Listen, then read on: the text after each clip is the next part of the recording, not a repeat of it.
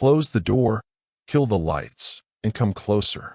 The air in this tiny studio is suddenly thick, colder than it should be, carrying that faint, metallic tang, the ozone smell of a distant, unseen electrical surge, like a lightning strike trapped inside the walls. If you hear a knock, don't answer it. The static you're hearing isn't just audio interference. Sometimes, it's the sound of the world tearing slightly at the seams, and tonight, we are pressing our ears right up to the tear. So, before you get comfortable, take a moment to like the video and subscribe, but only if you genuinely enjoy what I do here. Drop your current city and local time in the comments. Let me know where the dark has found you tonight. Breathe in, breathe out, and follow my voice into the shadows. We settled into the aisle seats of the Boeing 777, destination Florence, but the air never felt right. It wasn't the usual dry, recycled chill of the cabin. It was a profound, suffocating cold, like walking into a crypt built of aluminum. My wife, Elara, held my hand, her grip tight with the innocent excitement of a fresh marriage, the kind of untainted joy that vibrates at a high frequency. I remember looking at the safety card, noticing the specific model number, and feeling a creeping dread that I couldn't rationalize. It felt like we were boarding a museum piece that should have been retired decades ago. Grounding fact: there is a known psychological phenomenon called high-altitude somatization, where the extreme, isolated environment of a long-haul flight amplifies anxiety and turns abstract fears into physical symptoms: sweating, nausea, the feeling of pressure in the chest. But this wasn't somatization. This was the environment itself fighting back. We were in the second-to-last row of the economy section, where the curve of the fuselage begins its inward arc, making the windows seem smaller and the bulkheads press in tighter. The middle seat, 42E, was empty. Or so I thought. After the cabin lights dimmed, a figure materialized in the empty space. Not slid in or walked over, but coalesced. He was a man in an outdated, heavy gray suit, the material thick and smelling faintly of seawater and mold. His face was impossibly pale, almost luminous against the gloom of the cabin. He looked like an old postcard photograph that had been left to soak in bilge water. "Good evening," the figure said, his voice a whisper that somehow cut through the engine drone, sounding like gravel shifting far beneath us. A perfect evening for a flight, wouldn't you say? Nothing like being suspended between worlds. I nudged Elara, but she was already asleep, her face nestled against the plastic headset. She was the picture of bridal exhaustion, protected by her sleep. "You're traveling alone?" I asked, forcing a calm I didn't feel. "Oh, not alone," he replied, turning his sunken eyes directly toward me. They were the color of stagnant harbor water. "We are all together now, Silas. All 228 of us. We have been for years." He introduced himself as Anatoly. He was unsettlingly polite, obsessively fiddling with the non-existent buckle of his seatbelt.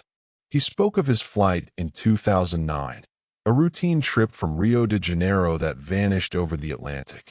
He didn't claim to be a survivor. He claimed to be a permanent fixture. "You are sitting on a very special plane," Anatoly murmured, his breath smelling faintly of ozone and something rotten, like spent copper. "It's the body, but the soul is different now. It has been repurposed," he explained, with a dreadful, clinical detachment, that the wreck wasn't truly the end.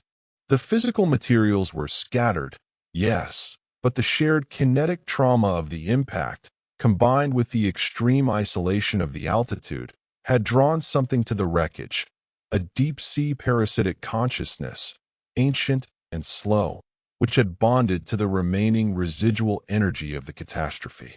Speculative concept. The plane itself, this specific serial number, was now the shell for an entity, a parasite I started calling the Aetherophage, specializing in consuming pure emotional light. It hunts honeymoon flights. Why? Because the love between newlyweds is the freshest, most potent, most uncorrupted energy source in the human spectrum. It's a feast of absolute, blinding, brand new devotion, perfectly packaged and sealed inside a pressurized tube, 35,000 feet above the world.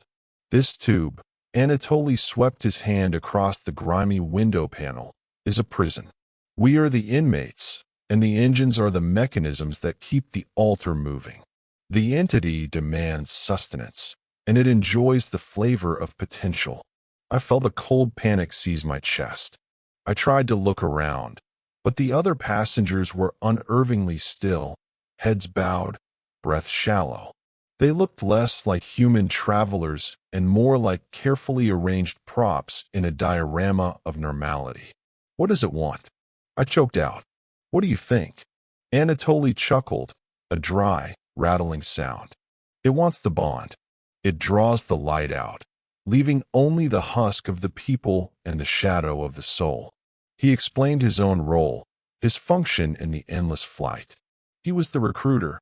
Because the Aetherophage needed fresh, potent energy constantly, it required a mechanism to draw the couples deeper into the delusion, to keep them separated from grounding reality long enough for the consumption to be thorough. I was like you, Anatoly said, rising slightly in his seat, ignoring the non-functional physics of the situation. Newly married, heading to the Amalfi Coast. I was potent, and they needed a replacement for the last one, whose energy finally sputtered out after 70 years of servitude. Reflective thought. Fear isn't about what we see. It's about what we imagine is watching us. But tonight, the horror was that it wasn't just watching, it was actively consuming. The worst isolation isn't being alone in the dark. It's being trapped next to the person you love most, knowing that both of you are already gone, or about to be. Anatoly stood in the aisle. He was dissolving slightly around the edges, his gray suit becoming transparent, the faint shapes of internal support beams showing through his torso. My time is up. I served my sentence. I helped select the next course, and now I am released. He smiled, a genuine, heartbreakingly exhausted expression of relief. It needs a new mechanism, a new voice that still sounds fresh and honest, to lure the next wave. Before I could scream, before I could even shake Elara awake, the pressure in the cabin dropped violently. Not a rapid decompression, but a targeted, internal void that centered entirely on my being. It felt like my soul was being vacuumed out through my chest cavity. A sound like tearing silk ripped through the air, and a vast, cold shadow detached itself from the aircraft hull, flowing over me like freezing oil. My vision flared white, then plunged into a deep, endless indigo. I felt the physical constraints of my body shatter, replaced by the stiff, cold, heavy weight of the old gray suit. I was no longer Silas. I was the recruiter. I was 42E, tethered to the static, to the echoes, to the decaying metal. I looked down at my hands. They were skeletal, tinged blue, eternally gripping the armrest of an empty seat. Elara stirred slightly next to me. The entity demanded the service immediately. I had to look convincing. I had to be persuasive. I leaned in close to Elara, my cold, dead breath stirring the fine hairs on her neck. I had to ensure she stayed in the system, that she didn't ground herself in reality. She was the primary source. I lifted a hand that was not mine, a stiff, blue appendage, and carefully removed the gold wedding band from my own living finger, placing it delicately in the pocket of the gray suit. No attachments, just service. My first task was already underway. The plane lurched, not with turbulence, but with a deep, visceral shudder of satisfaction. The Aetherophage had accepted the offering. The flight was just beginning. And now, I was the one who had to prepare the next set of victims. The silence around me was not empty. It was packed tight with the 228 silent screams of the trapped souls. And I was one of the loudest. I had to become the whisper in the void. The gray suit is heavy, impossibly cold, and smells of old brine. I stand in the aisle, but I am tethered to 42E, a static point in a moving grave. My new life, this eternal service, is built on the profound, agonizing silence of my own trapped soul screaming against the moldering fiber of this borrowed uniform. Elara still sleeps, oblivious to the fact that the person next to her is no longer her husband, but the empty space he now occupies. The irony is agonizing. I am the guard, and she is the prize, yet I am fighting the parasitic instruction to preserve her just long enough for the entity's complete, final ingestion. I feel the current of her life force, thin and bright, being drawn away, channeled into the machinery of the plane. It's a slow, steady drain, like blood loss from a pinprick that never clots. I noticed the first stub wedged tightly between the buttonhole and the lapel of the suit, a forgotten artifact from the previous recruiter, perhaps. But as I pulled it out with my cold, stiff fingers, the paper felt instantly familiar. It was a fragment of a boarding pass, crumpled, yet pristine, and the handwriting scratched across the back was undeniably mine. Silas's handwriting. It didn't predict my death. It predicted a minor detail of Elara's immediate future. 3:17 Greenwich Mean Time. Black coffee, no sugar. It was 3:15 Greenwich Mean Time by the plane's digital clock mounted above the galley. The stewardess, a woman whose smile was too wide, too frozen, a perfect mimicry of human hospitality, passed by. 2 minutes later, she leaned down to Elara, who suddenly stirred. "Coffee, ma'am? Black, no sugar?" The stewardess inquired sweetly. Elara smiled, still foggy with sleep. "Yes, please." "How did you know?" "Just a lucky guess," the stewardess replied, her eyes flat and empty. The shock was visceral, even in my dead state. It was not a prediction, it was an instruction sheet. The reality around us wasn't unfolding spontaneously, it was being executed. Grounding fact, in long-distance travel, especially across multiple time zones, the human brain often struggles to reconcile sensory input with the lack of familiar terrestrial cues. This intense disorientation can induce a state of temporal fugue, where the line between memory, anticipation, and current events blurs, creating a terrifying sense of predestination. I found more stubs, tucked inside the breast pocket, taped beneath the collar, sewn into the lining of the cuff. They were scattered fragments of my consciousness fighting back, old Silas sending desperate, coded warnings through the mechanism of his own demise. One read, 3:45 Greenwich Mean Time. Left wrist abrasion, accidental contact with metal service cart. At 3:40, Elara stood up to stretch, clearly uncomfortable. I tried, with the agonizing weight of the gray suit, to physically block her path down the aisle, but I was bound to the seat, a phantom limb. As she passed, the service cart, abandoned near the rear lavatory, lurched violently, though the plane was flying smoothly. Elara gasped, clutching her left wrist. A faint red scratch bloomed just above her watch strap. This wasn't fate. This was a script meticulously planned and carried out by the aircraft itself, ensuring every action, every interaction, contributed to the isolation and final consumption of the traveler. Reflective thought. The true horror wasn't the ghost beside me in Section 1.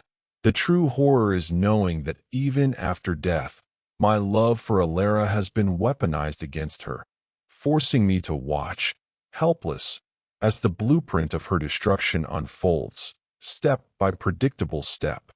The stubs escalated. They stopped being minor observations and became terrifying pronouncements. Destination, Bali Hotel bathroom. Replacement complete. Core memory file confirmed. I read the words, and the cold of the gray suit felt like liquid nitrogen pouring through my veins. Elara was not just being harvested, she was being prepared for replacement. The entity needed her love energy, yes, but it also needed a stable, uncorrupted vessel to remain in the system, perpetuating the supply line. The real Elara, the one I married, was destined to be discarded. The air pressure began to fluctuate wildly, not in a way that affected the cabin instruments, but a deep, internal throbbing that resonated solely within the living tissue. The plane suddenly plunged into violent, impossible turbulence. It wasn't atmospheric, it was visceral. The metal groaned like a dying whale, and the lights flickered in rapid, erratic bursts. This was the Aetherophage feasting, aggressively drawing the energy to sustain itself between meals. The turbulence became a sustained, physical assault. It felt less like a plane shaking and more like an invisible hand trying to shake the contents out of a jar. Then I saw it. The phenomenon Anatoly had hinted at, the extraction mechanism. Around me, passengers began to convulse slightly. Their forms remained seated, but just outside the window, hovering impossibly in the black void outside the wing, translucent, shimmering shapes appeared. They were the souls, or the echoes of the souls, being literally rattled out of their bodies by the sheer kinetic force of the entity's feeding frenzy. They had sunken eyes, black voids where light should have been, and they stared back into the cabin with fixed, terrifyingly joyful smiles. They beckoned. "Come join us, Silas. The air is warm out here. It's time to play." They were other recruits, other lost souls who had succumbed to the draw, and they were reaching for Elara. Her body was convulsing in the seat. I could see her own shimmering, terrified outline beginning to detach from her physical form. It was rising, pulled by the vortex created by the shaking. Her essence, her true self, was being lifted toward the cold vacuum outside the window. Speculative concept. This turbulence isn't weather. It's a localized dimension tear, a focused rupture in reality that momentarily allows the souls to separate from their biological anchors. The entity uses the sheer terror of physical disintegration to loosen the grip of consciousness, making the soul easier to siphon off. Only the strongest bonds, the most recently formed connections, can resist this violent separation. I, the ghost in the gray suit, was bound to 42E, but the residual echo of Silas was bound to Elara. I lunged forward, ignoring the screams of the trapped souls around me. I couldn't touch her body. My hands passed through her shoulder, but the stubs had given me a clue, the strongest bond. The ghost of Anatoly had warned me about this. The only way to counter the extraction was to provide an immediate, physical grounding point, something that defied the spiritual pull of the void. I forced my dead, spectral hand through the armrest and into the small, cold space between her physical hand and the seat cushion. I didn't touch her skin, but I wrapped my residual awareness, the memory of Silas's love, around her own desperate, terrified soul outline. The shimmering figure of Elara's soul paused its ascent. "Hold on," I screamed, a silent, internal echo that only her essence could hear. "Hold my hand, Elara. Hold the center." The turbulence peaked. The plane was screaming, the wingtips flexing violently. The souls outside were pressing their empty faces against the glass, their silent demands filling the cabin. They wanted her light. They wanted my replacement confirmed. But Elara's soul form reacted to the residual warmth of my memory. Though her physical body was limp, her energy responded. It didn't grip my ghostly hand, but it tightened its hold on her own physical body, anchored by the spectral reassurance of my presence. The translucent outline retreated, snapping back into her flesh with the force of a rubber band suddenly released. The turbulence ceased instantly. The cabin lights stabilized. The 228 screams outside vanished. The stewardess walked past, smiling too wide. I retreated, cold and trembling in the gray suit, back to 42E.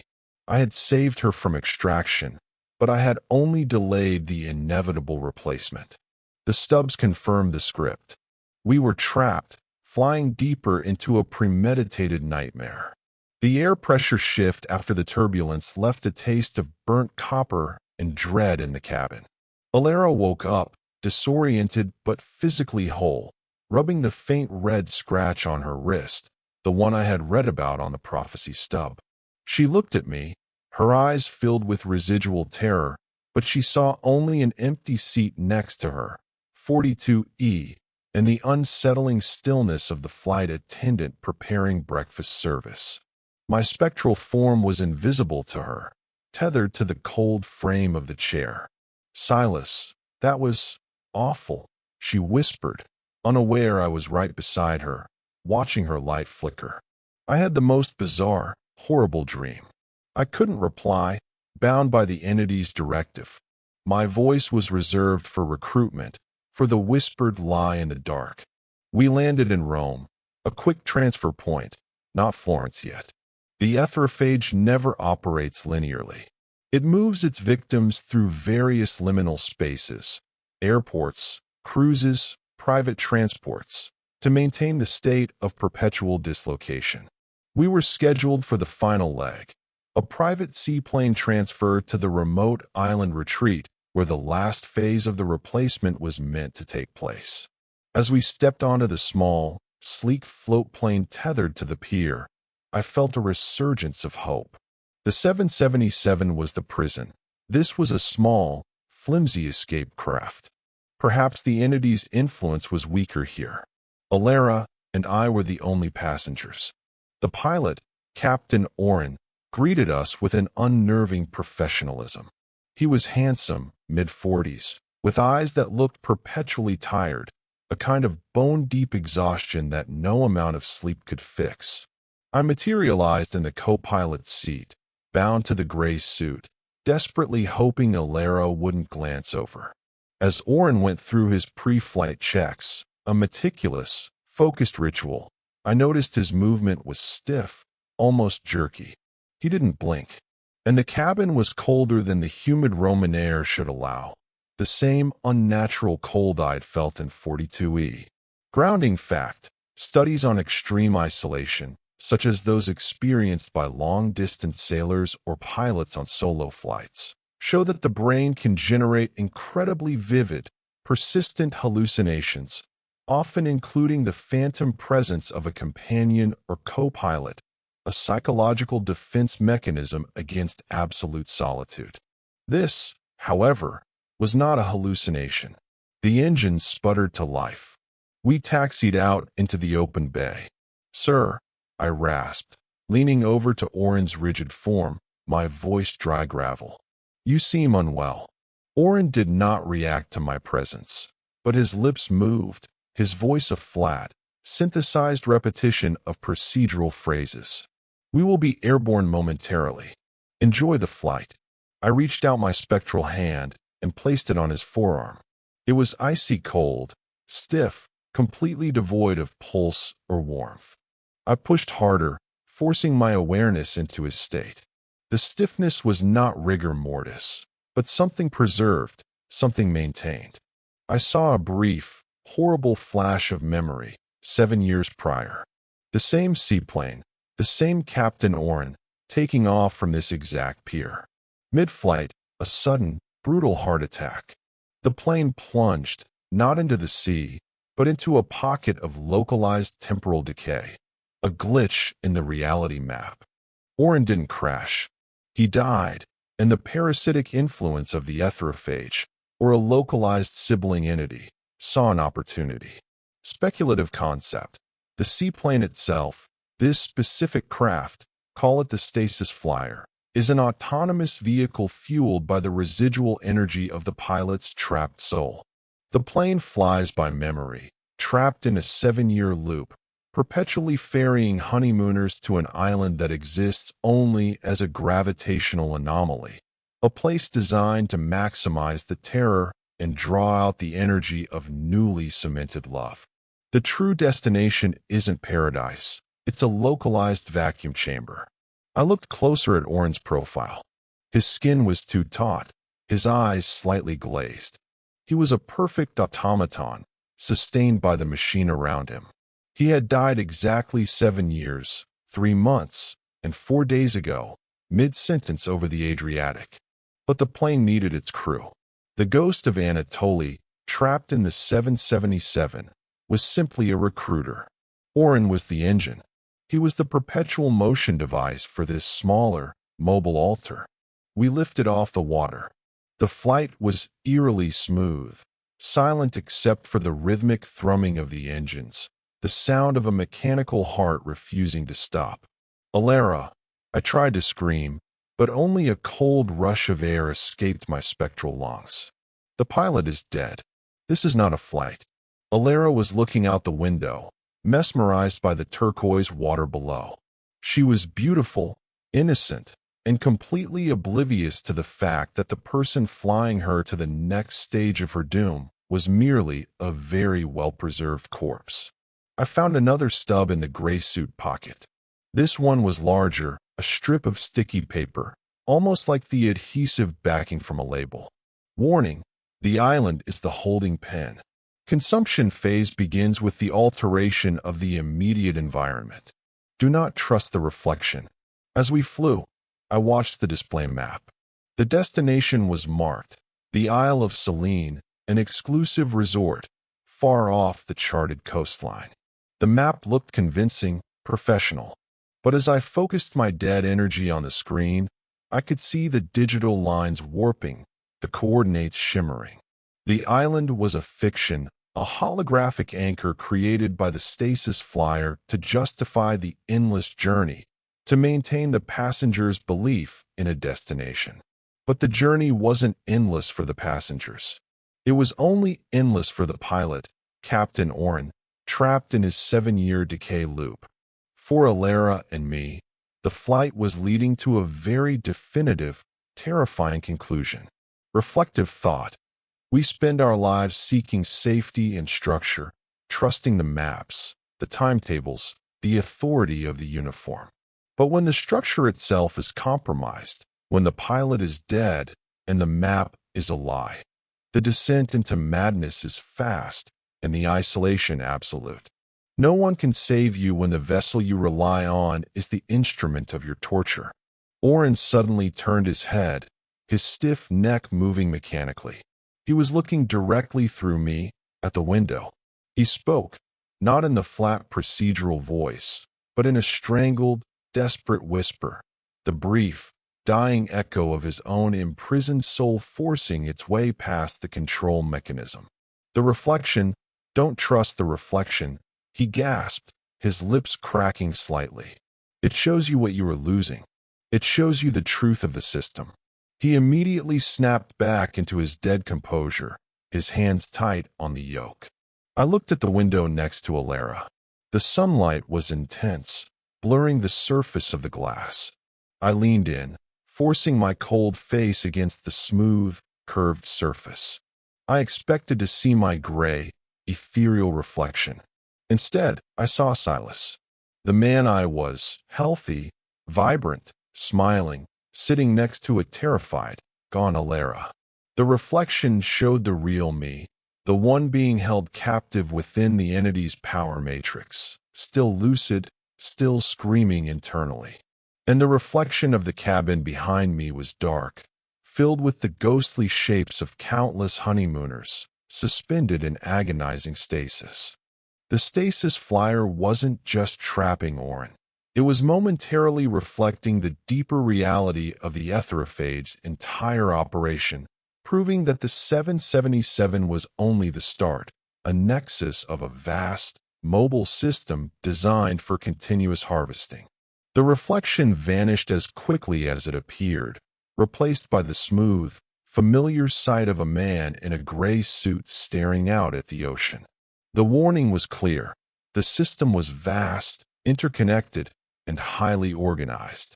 We were not merely random victims. We were moving through a structured elimination process. The island, a perfect crescent of white sand, appeared on the horizon, perfectly aligning with the fictional map. The descent began. The journey was not over, but the staging area was now in sight. The Isle of Selene was a cruel parody of paradise. The resort was pristine, the air thick with the scent of jasmine and salt, but the silence beneath the natural sounds was terrifying, a dead, absorbent quiet that swallowed light and sound. The transition from the air-sea trauma to this terrestrial stage was immediate, designed to lull the victims into a false sense of security. Elara was still unnerved by the flight, but she was clinging to the script. Honeymoon. Tropical escape. Everything is fine. I, tethered to the gray suit, followed her like a cold shadow. The prophecy stub in my pocket had warned me. The island is the holding pen. But the next stub, found wedged into the inner lining of the suit's cuff, was more specific, detailing the physical methods of elimination. The doctor. The kit is the key. Cargo holds redesigned. We were immediately ushered from the pier onto a small, immaculate yacht, a bay cruise scheduled before the formal check-in. The crew was impeccably dressed, their smiles just as wide and vacant as the flight attendants on the 777. There were a handful of other couples, all looking similarly shell-shocked and newly married. We were a collection of perfectly ripened fruit, ready for the plucking. On board, a man introduced himself as Dr. Alistair. He was large, jovial, and overwhelmingly reassuring, explaining that he was the resort's resident wellness consultant, offering complimentary anti-stress treatments after the long journey. He was immediately suspicious. Grounding fact: historically, piracy and coastal brigandage often involved the use of non-lethal, fast-acting paralyzing agents derived from local flora, allowing the crew to subdue victims quickly and repurpose the ship and cargo. The calm setting of the Bay cruise was merely a modern, sterilized theater for an ancient form of predation. Dr. Alistair went straight for the target. He feigned a sudden, severe chest pain, clutching his heart and collapsing dramatically onto the mahogany deck. Immediately, the crew rushed forward, not with panic, but with synchronized precision.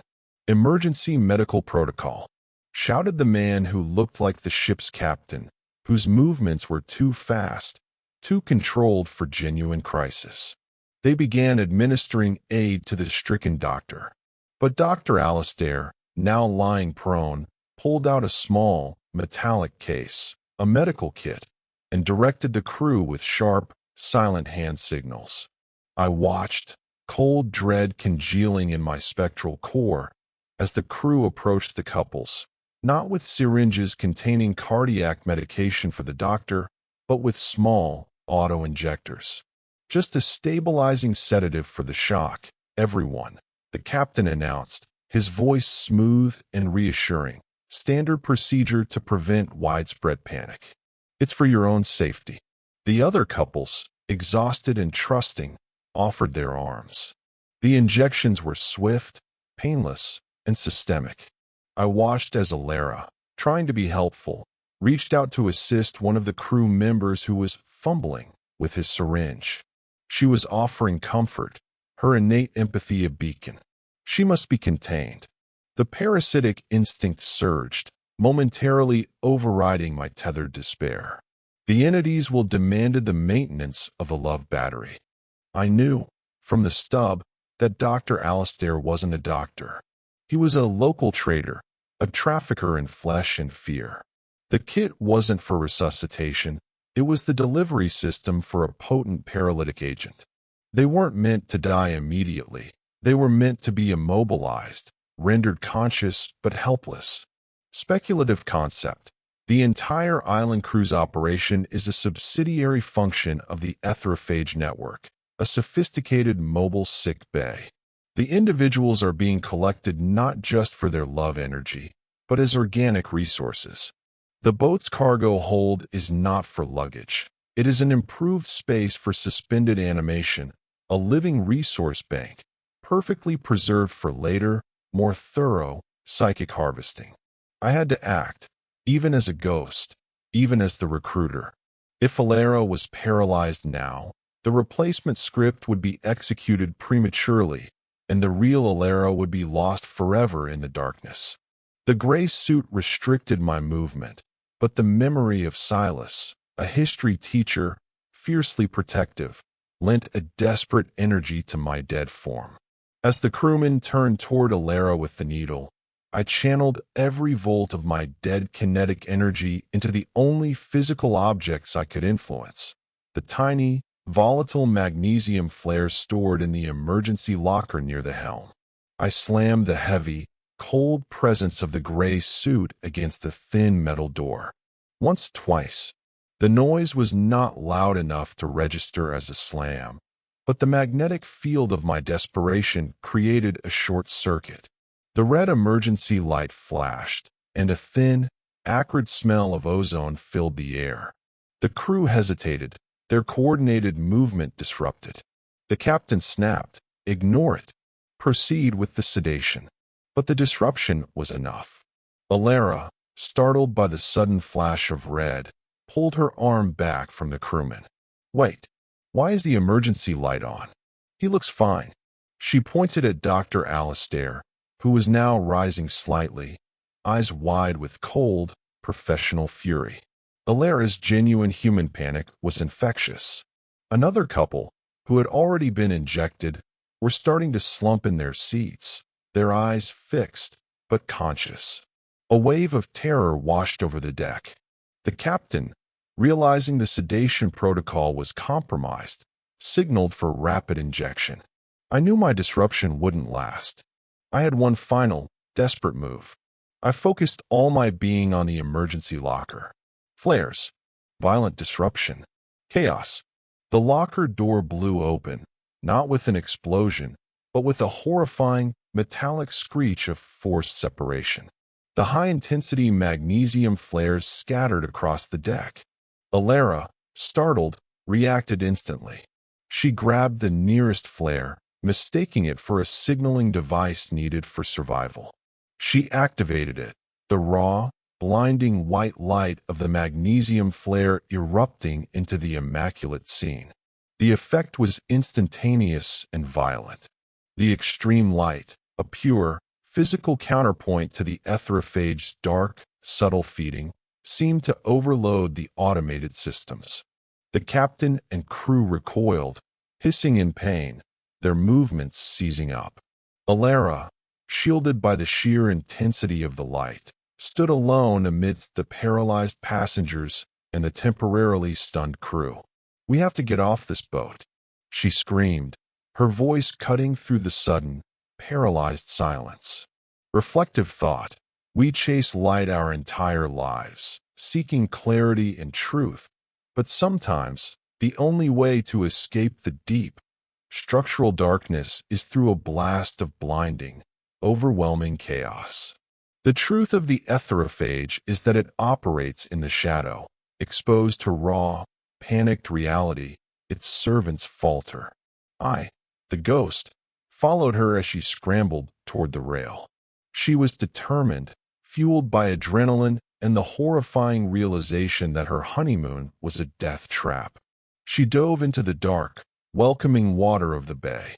The last thing I saw before plunging into the cold salt was Dr. Alistair, rising slowly from the deck, his collapsed act abandoned, holding the empty injector kit. He looked down at the immobilized couples, his face a mask of disappointment. Witnesses compromised. Resource allocation failed. We were in the water, swimming for the dark coastline. The yacht, brilliantly illuminated by the raging magnesium flare, was a beacon of terror in the tranquil bay. I was wet and heavy, the gray suit dragging me down, but I was tethered to Elara.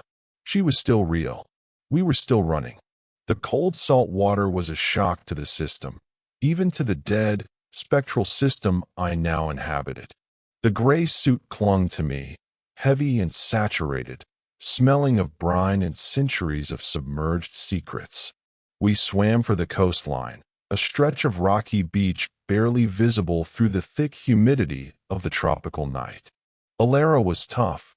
The fear had galvanized her. She dragged herself onto the sharp stones, coughing up seawater, her wedding dress clinging to her like a shroud. I stood over her, a dripping shadow, eternally bound to the suit, watching her frantic, labored breaths. The yacht was silent now, the magnesium flare extinguished. The island was quiet, the facade of the resort holding strong. But the terrifying understanding I had gained on the cruise, the knowledge of the network's organized, systematic nature, had completely fractured my remaining composure. I pulled another stub from the waterlogged gray fabric. It was less a prediction and more a confession, written in my old hand, before the transition. Nyla's realization. The man who returned from the toilet was a perfect copy. Surface memories intact. Unconscious habits, the tell, missing. He lacks the shadows of the soul.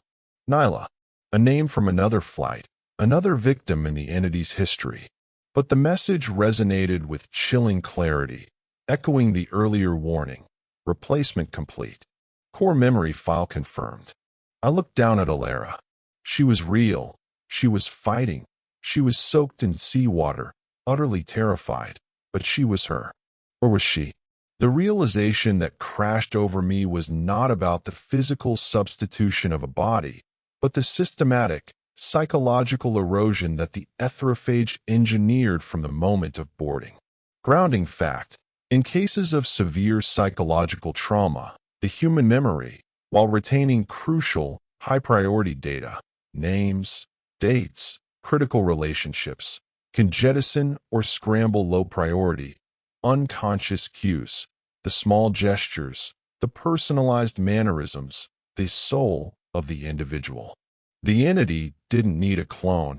It only needed a vessel with perfect surface memory. I had been focusing on the external threat, the ghosts, the dead pilots, the fake doctors, but the real horror was internal.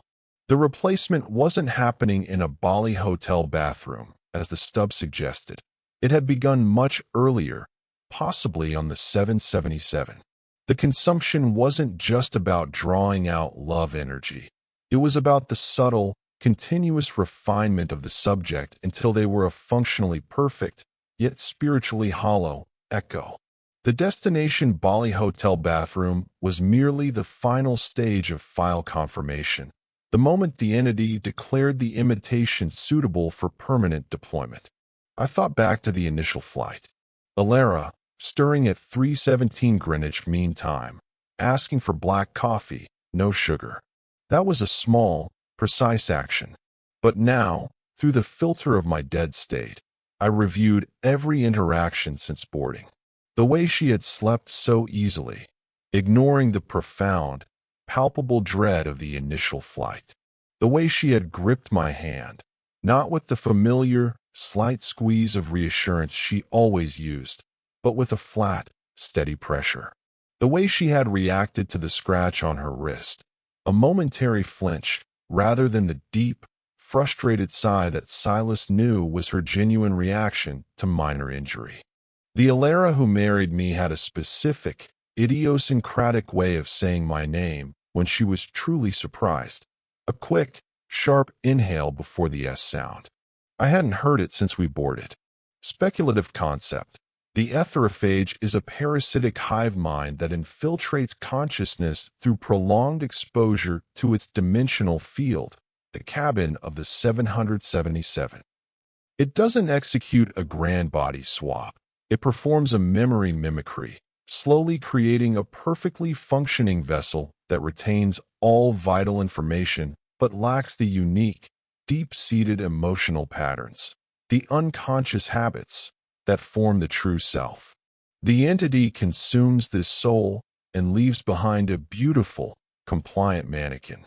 The true horror hit me with the force of an oncoming train. My wife was replaced by a sophisticated imitation, not 6 months from now, but before we even left the airport. No, I fought the terrifying thought. I had seen her soul form fighting the extraction in Section 2. I had held her essence back from the window. Wait, I had only held back an outline. A fear reaction. If the essence had already been replaced by a sophisticated mimic, the outline I saw would merely be the entity's projected fear of losing its energy source. It was a perfect trap designed to make the original victim, me, the ghost, believe he was still protecting his love, forcing me deeper into the system's service. Reflective thought. How terrifying is the moment you realize that the person you share your life with, the one you swore eternal vows to, is a stranger? It's not about monstrous appearance. It's about the silent vacuum where the soul used to be. The most effective prison is one where the jailer wears the face of the one you love. I stared at her as she gathered her strength, looking at the profile of her face, so familiar, so adored, and searching for the tiny fissures in the mimicry. She stood up, shaking off the seawater. Silas, we need to find help. There must be a service road or a communication center. They're trapping people here. Silas. She used my name perfectly, but the tonality was too clean, too free of emotional baggage. The crucial detail came back to me, something the real Elara did when she was deeply scared. She would compulsively twist the silver ring she always wore on her middle finger. A nervous tic, an unconscious habit ingrained since childhood. She was wringing her hands now, cold and wet, but her middle finger was perfectly still. She wasn't wearing the silver ring. I leaned in, my spectral face close to hers. The entity's control over my voice was absolute, but the parasitic instructions were clear: maintain the delusion. We are safe, Elara, I whispered, the voice of the recruiter cold and persuasive. We just need to find the main resort. It's just a terrible misunderstanding. The flight was bumpy, the staff overreacted, but we are together. We made it to paradise. I watched the eyes of the imitation. They showed immediate, grateful relief. The fear evaporated too quickly, replaced by a pliant belief in my reassurance. The real Elara would have questioned the misunderstanding, would have been demanding answers, not sinking into immediate passivity. The simulation was flawless, but lacked friction. I realized my true, desperate purpose in this horrifying chain of events. Anatoly had been replaced by Silas, the ghost.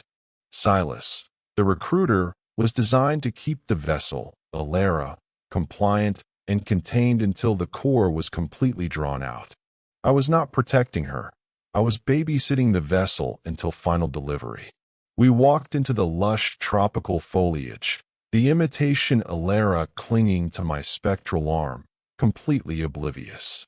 The next stub I found was tied to the heel of the gray suit, smelling of wet earth. It was the final instruction, the true blueprint of the Aetherophage's ultimate design. Destination, the altar. The moon phase dictates the harvest. The diary holds the key to the reversal. Look for the repellent. Read it backwards. The final stage was not about assimilation. It was about sacrifice. And the wedding, the love, the honeymoon flight, it was all just ritual preparation. I was leading the vessel to the altar, forced by the very mechanism I had become. I had to find the diary. I had to find a way to communicate with the imitation Elara without using the recruiter's voice. And I had to save the essence of the woman I loved, wherever it was now imprisoned in the darkness. We followed a barely visible path through the thick jungle, the air growing heavy, not with humidity, but with a profound, electrical charge, the kind of static energy that precedes a major storm, or perhaps a dimensional shift. The imitation Elara was entirely compliant, holding on to the delusion of a temporary mishap. I, the recruiter ghost, played the part of the reassuring husband, guiding her deeper into the structure of the Aetherophage's grand performance. The path ended at the ruins of an ancient, pre-Roman structure, a desolate stone platform carved into the hillside, overlooking the now silent bay. This was the altar. The moon was nearly full, casting a stark, bleached light over the stone. This was the key phrase from the stub. The moon phase dictates the harvest. The full moon, traditionally associated with culmination and high tides, was the entity's power moment. I found the last two stubs fused together in the pocket of the gray suit, softened by the seawater. They were terrifyingly lucid. Dante's plan. The lineage promised the sacrifice. The marriage was the binding ritual. The light is the fuel. Final act. Release the ancient diary. The repellent. Look for the mosquito repellent. The ingredients on the label, read backwards, form the incantation of reversal. I now understood the full, sickening scope of the trap. The man I had been, Silas, was not merely a random victim. I must have been chosen, cultivated, or perhaps my marriage was orchestrated. The entity, through an ancient cult, had required the love of a specific lineage, a specific alignment of time and emotion, to execute this perfect, potent sacrifice. The entire wedding, the planning, the choosing of the flight, all of it was preparation for this final, high-altitude ceremony. Grounding fact. Across various ancient cultures, celestial alignment, particularly the lunar cycle, dictated timing for rituals involving energy transfer or spiritual sacrifice, leveraging natural forces to maximize the efficacy of the offering. The Aetherophage was clearly utilizing this established principle. The imitation Elara finally looked around, recognizing the unnatural, terrible significance of the stone altar. Her perfectly synthesized face began to fracture, showing genuine terror, the terror of the host vessel realizing its purpose. Silas, she whispered, the name sounding sharp and scared. What is this place? It's not right. Before I could reply, figures emerged from the shadows of the ruins. The crew from the yacht, the flight attendants from the 777, and even the stiff, unblinking form of Captain Oren, the dead pilot. They were not human. Their movements were synchronized, their eyes glowing faintly with the entity's cold, indigo light. Leading them was a man I recognized instantly from the wedding photos. My best man, Leo. He wasn't smiling now. He wore a heavy, embroidered black robe and carried a thick, leather-bound book. The ancient diary. Welcome, Elara, Leo said, his voice flat, resonating with an unholy power. The final stage of the ritual is complete. Your essence has been refined, and your husband has served his purpose admirably, leading you right here. He gestured to me, the ghost in the gray suit, perpetually bound to the static of the void. Poor Silas. He thought he was protecting you. Instead, he simply became the last, perfect lure. The imitation Elara screamed, a high, mechanical sound of absolute distress. Speculative concept. The Aetherophage is not just a parasite.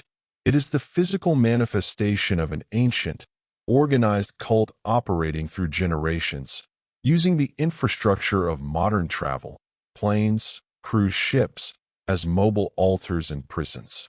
The marriage was the ceremonial tether, and the full moon was the window for the mass soul transfer. Leo opened the diary and began chanting, the language ancient and rasping, sounding like stone grinding on metal. As he chanted, the moonlight intensified, focusing into a terrible, pulsating beam that centered directly on the imitation Elara. I felt my own spectral body, the gray suit, being pulled violently toward the altar. The duty of the recruiter was to participate in the sacrifice, to feed his final, residual energy into the collective. But the final instruction was not about fighting the cult. It was about reversing the energy flow. The diary holds the key. The repellent, read backwards. I had to find the diary and the repellent, and I had to communicate the reversal to the vessel, despite the entity's control. I focused on the immediate environment. The cultists had set up equipment, a small, battery-operated light, some bottles of water, and, lying carelessly on a jagged stone, a can of tropical mosquito repellent. I fought the magnetic pull toward the altar, channeling the spectral energy of the gray suit into a desperate, focused gust of wind. It wasn't powerful, but it was enough to knock the repellent can off the rock. It clattered to the ground, rolling toward the feet of the imitation Elara. Leo, enraged by the disruption, focused the energy, and the moonlight beam struck the Elara vessel. She began to shimmer, her perfect mimicry dissolving at the edges, revealing the raw, electrical power of the entity within. I screamed, a soundless, terrifying roar of defiance, and used the full force of my dead presence to rip the ancient diary from Leo's hands. The leather tore, and the book spun across the stone platform, pages flapping open. The diary was not just a ritual guide. It was the entity's manual, documenting all 10 stories of the trapped couples, including the original flight. My story, Nyla's story, the story of the replaced husband. They were all here, meticulously recorded. The imitation Elara saw the mosquito repellent at her feet. She was paralyzed by the energy beam, but her hand twitched, drawn by the final, desperate instruction from Silas's stubs, channeled through the ghost. The label, I forced the word through my non-existent lungs, a cold vibration in the air. Read it. Backwards. The imitation Elara, driven by the core memories that were still operational, forced her eyes to the label. Active ingredient, DEET. And below, the small print detailing the chemical composition and warnings. She started reading the complex chemical names backwards, forcing the syllables out in a broken, desperate stutter. The sounds were discordant, wrong, an inversion of the natural order, the language of reversal. Reflective thought. We think that great magic requires great knowledge, but sometimes the deepest truth is hidden in the most mundane places. A throwaway label, an unconscious habit. The entity's arrogance was its downfall. It never considered that its own victims would find the key to its destruction in the common detritus of human reality. As she forced out the reversed incantation, the air around the altar fractured. The moonlight beam targeting her did not dissipate. It reversed its flow. Instead of drawing energy from her, it began to violently pump the stored, harvested essence back into her vessel. The crew and Leo shrieked, their bodies shaking violently as the Aetherophage began to retreat, pulling its essence from their compromised forms. The entity had consumed so much love, so much potential, that the sudden, violent reversal of the massive energy flow was a physical shock to its entire network. The imitation Elara screamed one final, agonizing time. The energy poured back into her, stabilizing the vessel, but doing something else entirely. It ripped the core memories of the mimicry away, forcing the vessel back to the last state of the real Elara's captivity, a moment of acute terror and lucidity. The altar cracked beneath the force of the energy surge. Leo and the cultists collapsed, empty husks. The Aetherophage was retreating, wounded and exposed. Elara stood, trembling, staring at the ruins. Her eyes were clear now, filled with genuine, terrifying comprehension. The silver ring was back on her middle finger, the nervous habit kicking in. She saw me then, standing beside her. The man in the soaked, heavy gray suit, the ghost recruiter. Silas? She whispered, the genuine, frightened catch in her breath, the sharp inhale before the yes sound, the one I hadn't heard since we boarded the 777. The reversal had worked. The mimicry was gone. I was free from the entity's immediate control, but I was still the gray suit, still the echo of the void. I couldn't follow her. I had saved her, but I remained the mechanism. The plane, the resort, the entire system, it all dissolved into a heavy, static haze. The honeymoon was over, but the final, terrifying chapter of our separation had just begun. The storm broke just as the light of the false altar faded. A cleansing, torrential rain, washing away the salt and the residual ozone. Elara was gone, running into the darkness of the jungle, her real terror finally validated. I stood alone on the dissolving stone platform, the gray suit heavy and cold, the sound of the rain against the decaying fabric a steady, final beat. I remained tethered to the static, to the void that used the sky as its hunting ground. I was no longer the active recruiter, but an echo, a warning signal, bound to the locations where the Aetherophage had manifested its deep corruption. I was the memory of the lie. The sun will rise soon, bleaching the remnants of the night's ritual. Elara, if she finds civilization, will tell a story of insane turbulence, criminal conspiracy, and tropical fever dream. A story no one will believe. They never do. She will wake up, perhaps find her way home, but she will carry the memory of the terrifying truth